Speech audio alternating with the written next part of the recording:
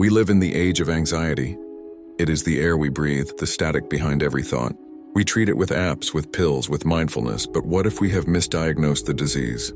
2,000 years ago, Jesus Christ didn't just talk about worry.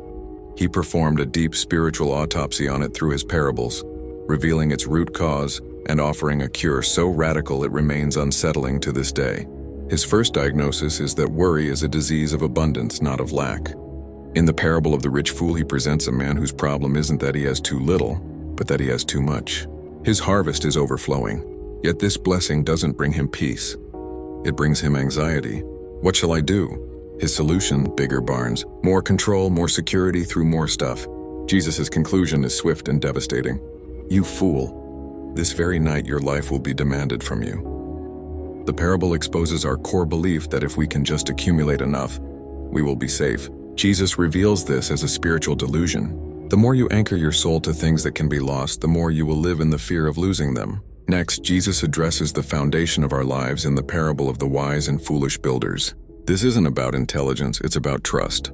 The foolish builder's house on the sand represents a life built on the easy, popular wisdom of the world. Public opinion, feelings, temporary success. It looks good and it's fast. The wise builder's house on the rock represents a life founded on the difficult, unchanging truths of God.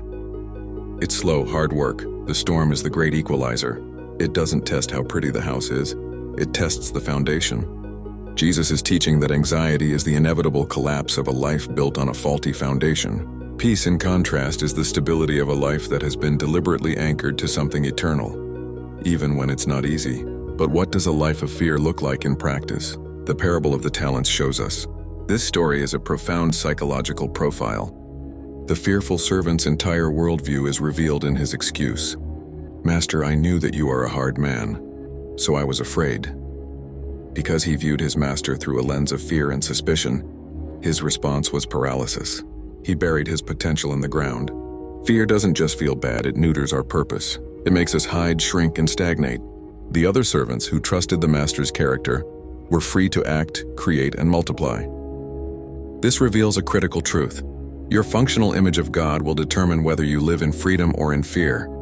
This is why Jesus tells another set of parables, not to diagnose us, but to reveal the true character of the one he calls Father. The fearful servant saw a hard man.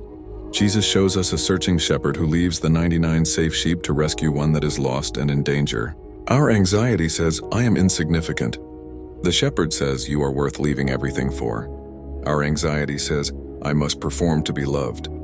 The shepherd says, I will find you when you are at your weakest. He is revealing a God whose love is not a passive feeling, but an active, relentless pursuit. This all culminates in the greatest parable on trust ever told, the prodigal son.